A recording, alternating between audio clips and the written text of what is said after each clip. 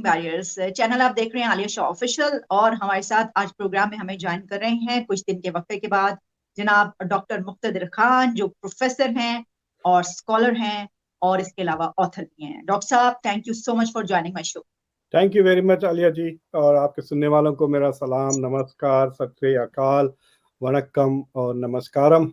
और जो लाहौर में है और नॉर्थ इंडिया में है जिनको अर्थक्वेक, आप सबके लिए मेरी दुआएं कि आई होप एवरीबॉडी सेफ।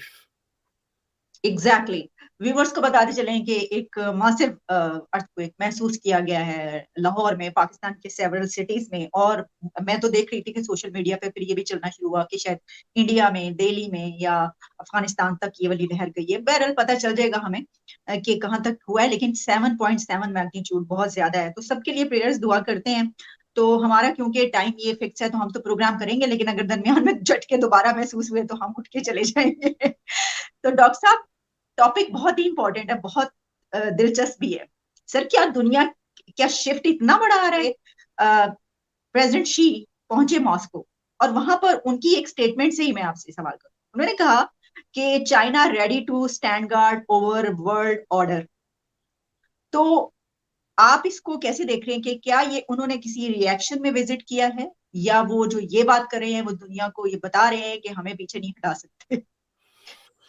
देखिए, जो जो सिस्टम है, जब Joe Biden rule based order की बात करते हैं कि दुनिया रूल बेस्ड ऑर्डर है और ये रशिया का यूक्रेन इन्वेजन हैज वायलेटेड, तो वो न्यू लिबरल इंटरनेशनल ऑर्डर की बात कर रहे हैं जो अमेरिका ने पोस्ट कोल्ड वॉर एस्टेब्लिश किया।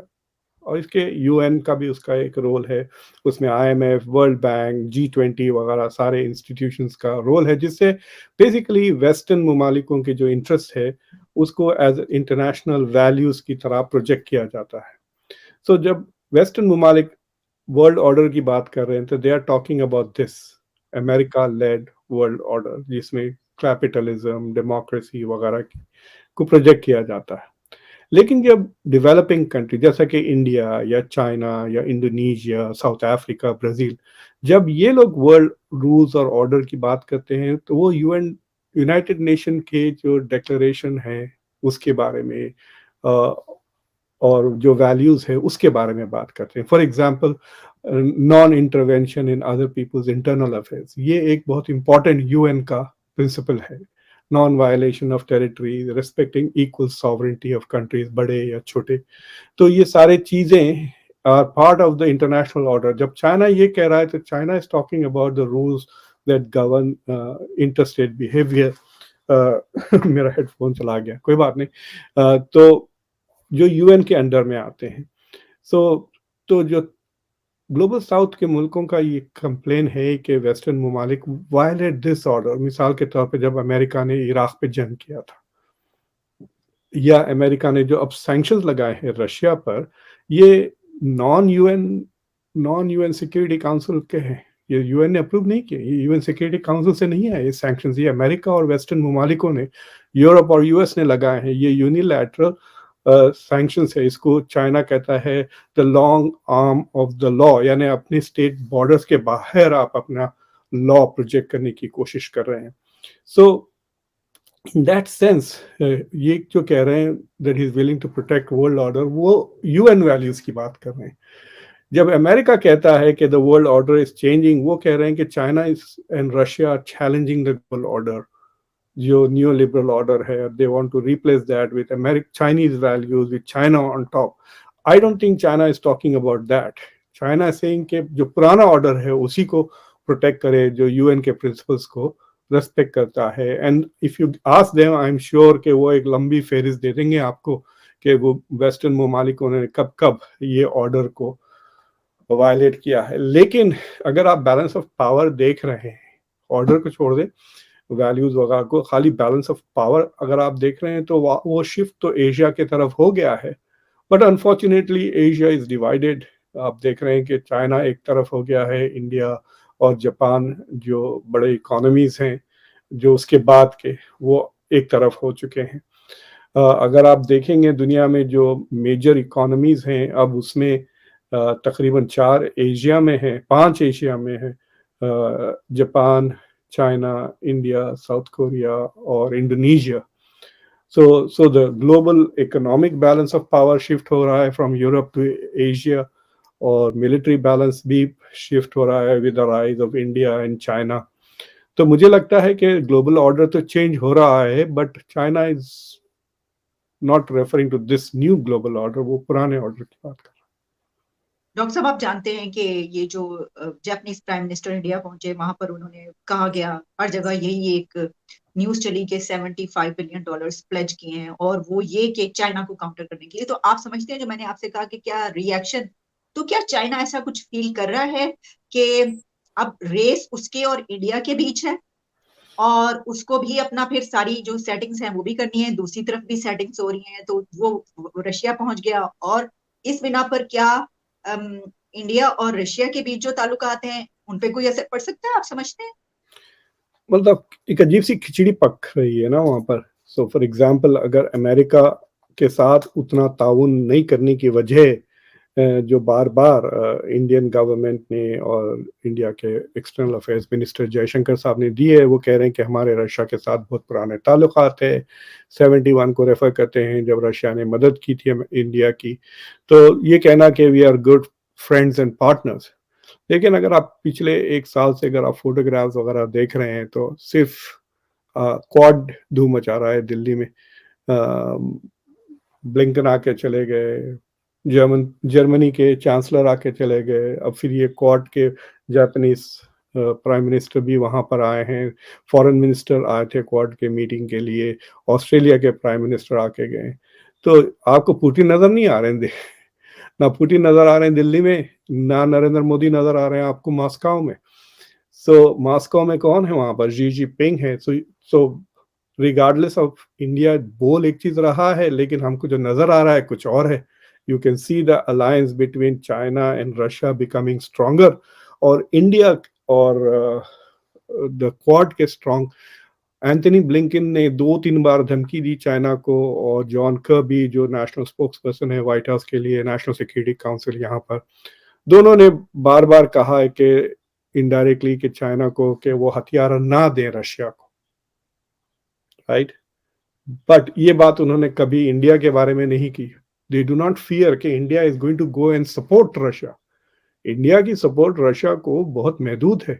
एक तो यूएन सिक्योरिटी काउंसिल में उन्होंने डायरेक्टली कंडेम नहीं किया, और जितने भी पब्लिक इवेंट्स है उसमें डायरेक्टली रशिया को कंडेम नहीं किया। इसके अलावा इंडिया का दूसरा चीज ये है कि उन्होंने तेल खरीदे जिससे इंडिया को ज्यादा फायदा हो रहा है पैसे का। I mean it's helping Russia also, but it's also helping India.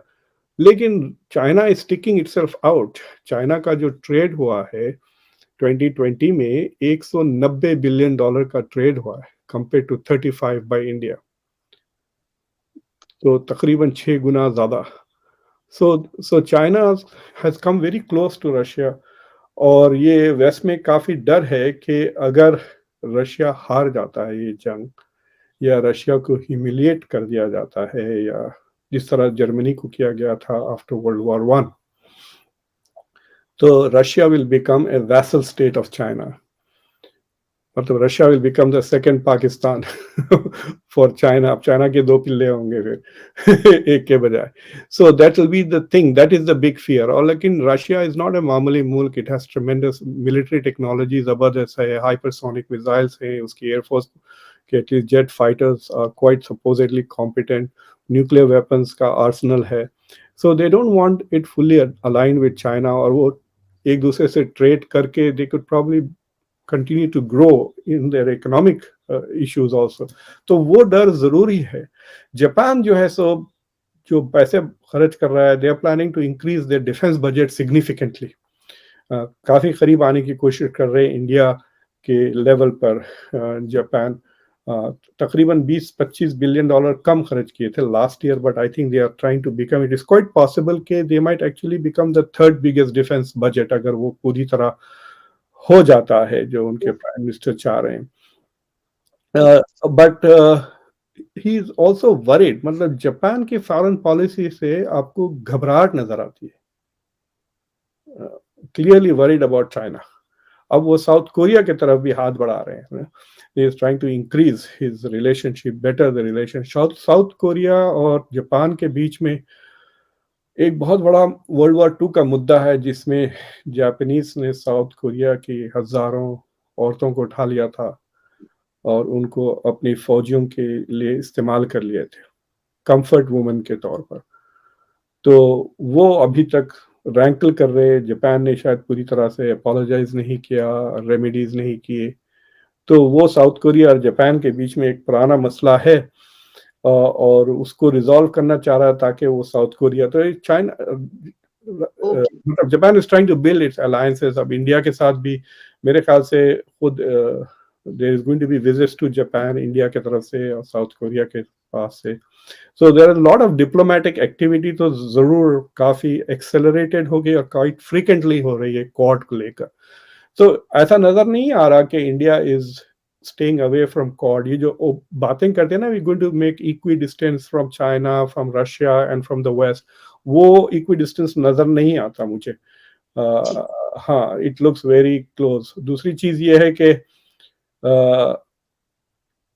जिस दिन चाइना, रशिया, पुतिन और जी जिनपिंग हाथ मिला रहे थे, उस दिन जापान और इंडिया के प्राइम मिनिस्टर्स वे टुगेदर, गोलगप्पे खा रहे थे वो। सो द इमेजरी जो आपको नजर आ रही है कि अलायंसेस के फॉर्मेशंस आ रहे हैं। और एक एग्जैक्टली। इंटरेस्टिंग चीज ये हुई है कि जो आपको पता है, अरुणाचल के वक्त जो सेकंड क्लैश हुआ था ना इंडिया और चाइना का, तो उसमें ये बातें आई थी कि इंडियन तैयार थे, इंतजार में थे चाइनीज की जो इनकर्शन जो चाइनीज ट्रूप्स कर रहे थे, और उनकी काफी पिटाई करके भगा दी उनको। So this is the Indian narrative. लेकिन अब पता चला है कि the reason why India was prepared was because उनको रियल टाइम इंटेलिजेंस यूएस से मिल रही थी कि यहाँ पर इस कोने में चाइनीज अपने फोर्सेस जमा करके they are about to cross the border. Chinese test कर रहे हैं कि इंडिया की रेडीनेस क्या है। अगर आप मिसाल के तौर पे आप कोई बैंक वैंक चुराना चाह रहे हैं, तो आप जाके एक फेक अटेम्प्ट करके देख लें कि पुलिस कितनी जल्दी आ जाती है, कि लॉक क्या सिस्टम है, कितनी जल्दी दरवाजे लॉक हो जाते हैं। So you get a idea कि अच्छा दिस बैंक।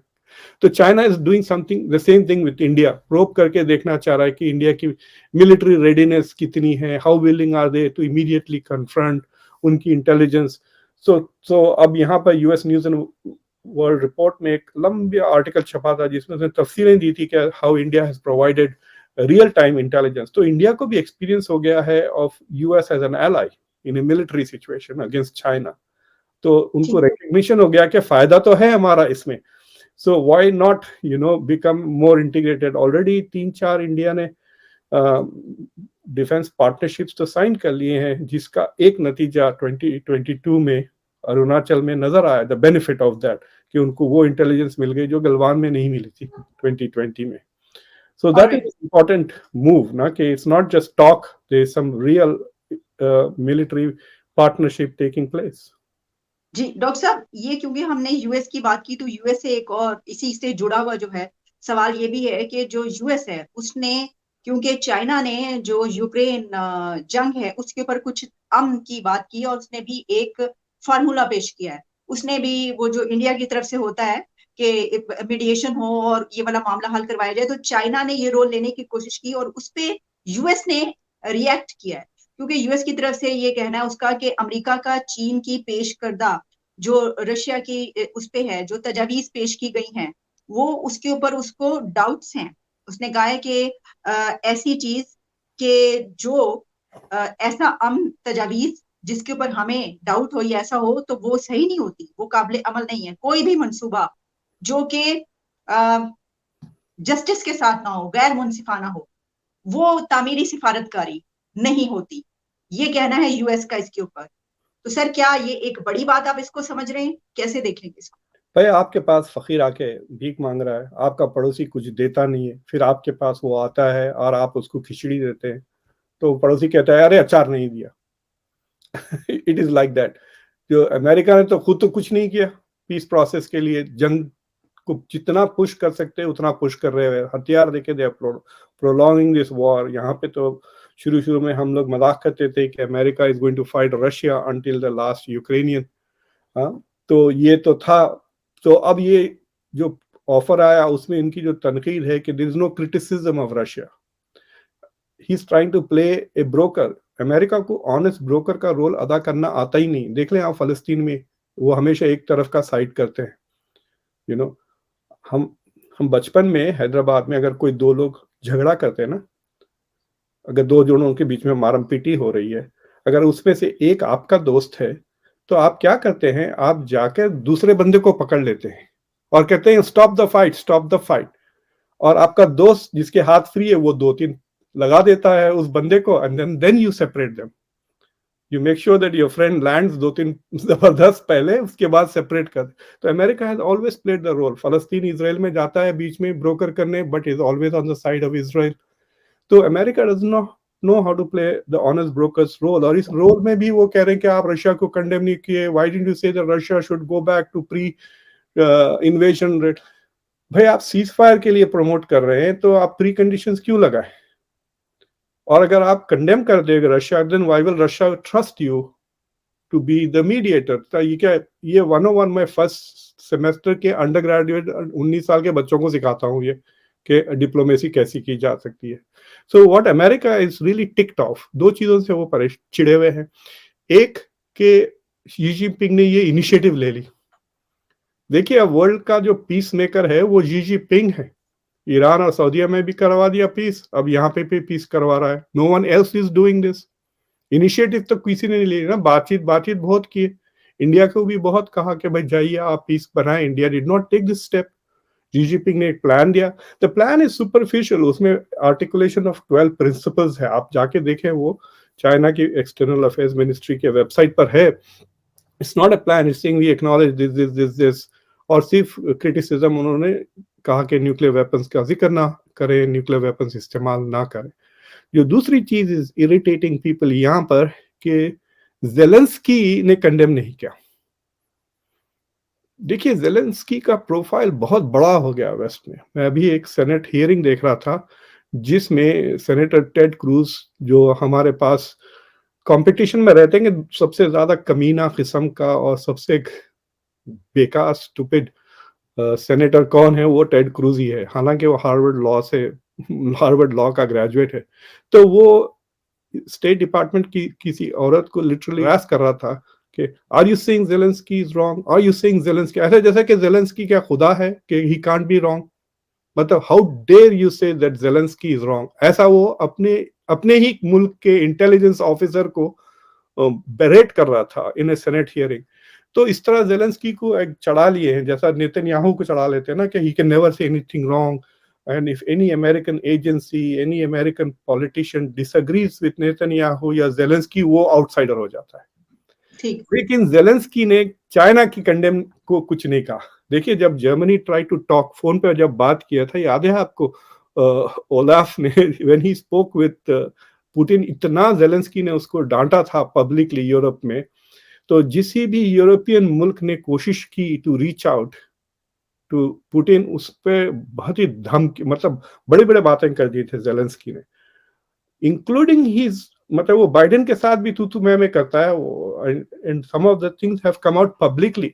लेकिन चाइना के मामले में वो चुप है। He is not criticizing Xi Jinping कि आप रशिया क्यों गए, आपने इसको लेजिटिमाइज कर। जिस दिन रशिया में अरेस्ट का पुतिन का इंटरनेशनल कोर्ट ने अरेस्ट की बात की है पुतिन की, उसके दूसरे दिन ये पहुंच गए वहां पे जनाब। So you are legitimizing him, उसको मतलब उसको हीरो बना रहे हैं आप as an alternative global leader. तो ये सब कह सकता था, जेलेंस्की ने कुछ भी नहीं कहा और वो बड़ा खामोश है। और he is willing to take the phone call from Xi Jinping on this issue of mediation. तो अमेरिका थोड़ा सा परेशान है कि क्या इज इट पॉसिबल कि चाइना अगर कहता है जेलेंस्की को कि आप अभी सीज फायर एक्सेप्ट कर ले, मैं रिबिल्ड कर देता हूं यूक्रेन को, will that be tempting to Zelensky? ये सवाल तो यहाँ पे काफी हो रहा है ना, क्योंकि China has already invested in Ukraine's infrastructure. इस पे ज्यादा बातचीत नहीं होती है। जंग से पहले China was trading heavily with Ukraine and also investing in Ukraine. So China का सडनली रोल इंपॉर्टेंट हो गया है यूक्रेन की जंग में। अब खाली it's not just a western thing ना, अब there is a western point of view and there is an eastern point of view on this जंग। सो ये सारी चीजें यूएस फॉरेन पॉलिसी को डिकंस्ट्रक्ट कर रही हैं, इसलिए परेशान भी हो रहे हैं और चिढ़ भी रहे हैं इस बात से। ओके ओके सर, क्या यूएस में परेशानी इस बिना पर भी महसूस की जा रही है कि ट्रम्प की गिरफ्तारी होगी? क्योंकि फॉर्मर प्रेसिडेंट ट्रम्प ने कहा है, अपने सपोर्टर्स को कॉल दे दी है और उन्होंने की गिरफ्तारी हो सकती है, आज हो जाए या कल हो जाए, आज की बात की जा रही है। तो क्या ये इमरान खान साहब वाले जिस तरह भागते फिर रहे हैं पुलिस उनके पीछे, तो अमेरिका में भी यही सूरत हाल पैदा हो गई है? हो जाएंगे वो गिरफ्तार? नहीं, उतनी बेगैरत नहीं है यहाँ पे कि इस तरह से तमाशे हों, बट पहले हम कहते थे कि सारी दुनिया के पॉपुलिस्ट ट्रम्प से सीख रहे हैं, बट मुझे लगता है अब ट्रम्प इमरान खान से सीख रहा है how to respond to these situations. और ये सीजन भी लग रहा है अरेस्ट का, मतलब वहां पे पुतिन को अरेस्ट करना चाह रही है आईसीसी, इंटरनेशनल क्रिमिनल कोर्ट, यहाँ ट्रम्प को शायद अरेस्ट करने के आज या कल की बात हो रही है। न्यूयॉर्क शहर की पुलिस ऑलरेडी तैयारियां कर रही है।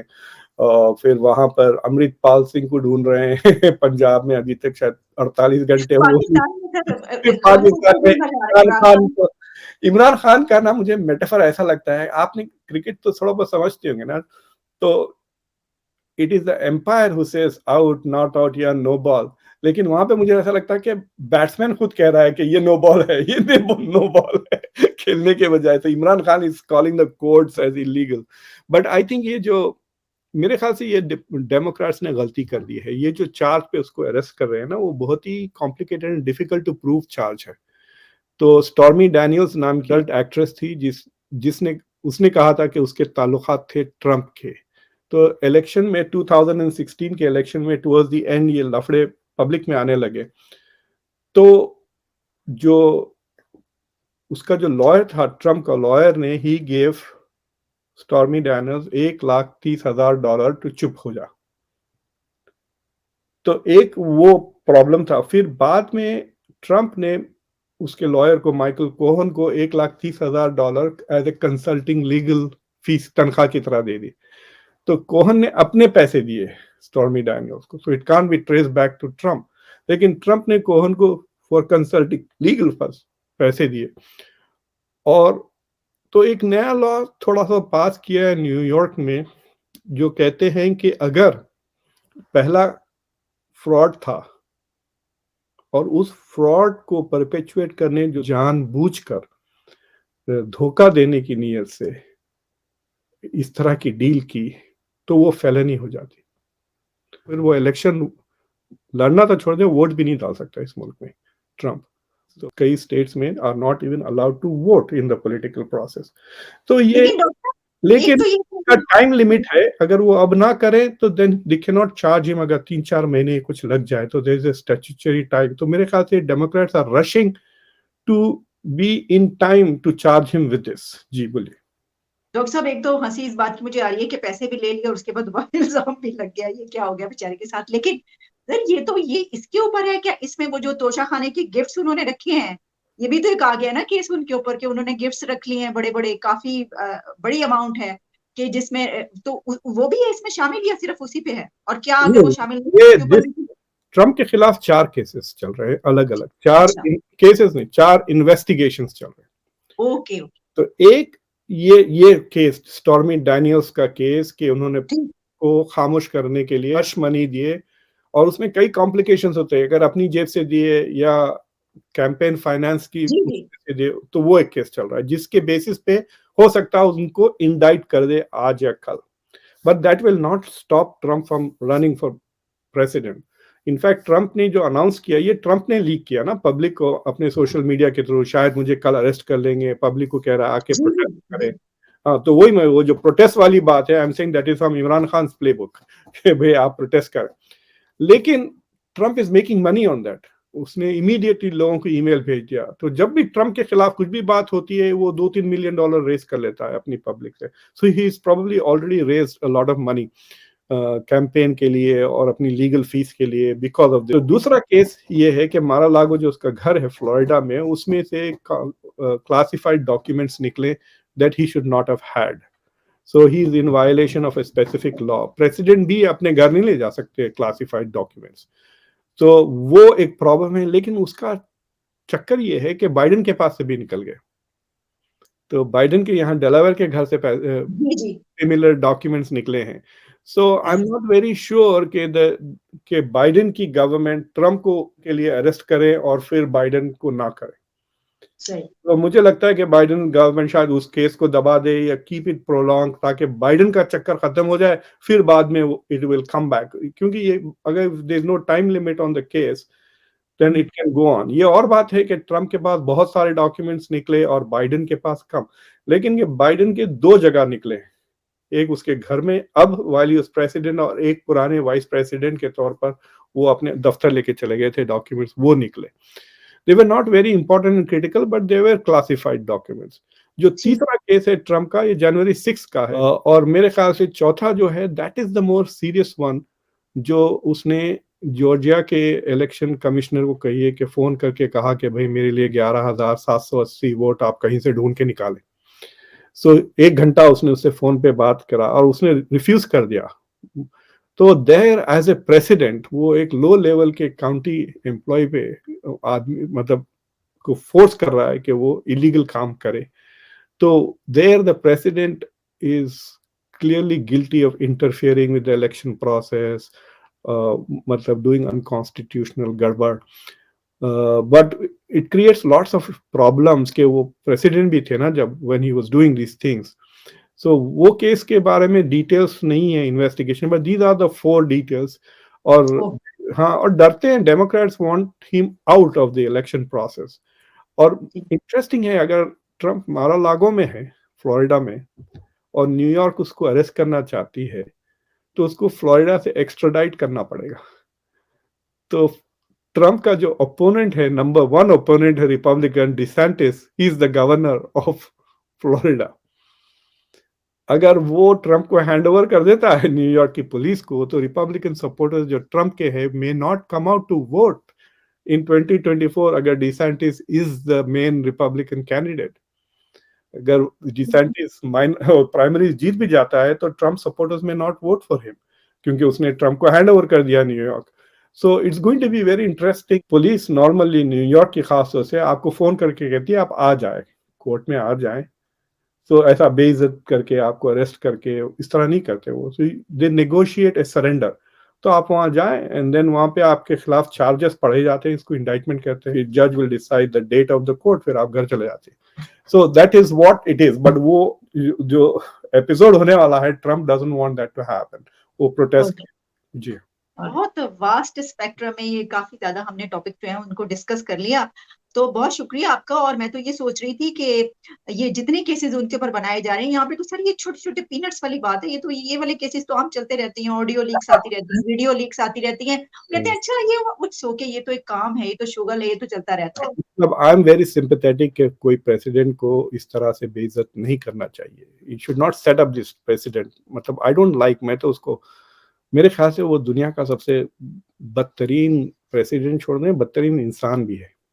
डोनाल्ड ट्रंप में कोई ऐसा मॉरल क्वालिटी नहीं है, but he was the president of the United states और उसको रेस्पेक्ट करना चाहिए। लेकिन ये जो जॉर्जिया की जो हरकत है ना, दैट इज वो, और जनवरी 6 को जो उसने पब्लिक को इंसाइट किया, these are much more serious crimes, और for that he should be held somehow accountable. या तो उसको पब्लिकली कहना चाहिए कि तुमने बहुत ही गैर जिम्मेदाराना हरकत करी, this is against the interest of the country. तो वो चीज है, लेकिन उसको पकड़ के एज ए क्रिमिनल जेल में डालना, I don't approve. Okay okay doctor Muqtedar Khan साहब, बहुत बहुत शुक्रिया आपका। Thank you so much for your precious time. Thanks a lot. Thank you very much Alia.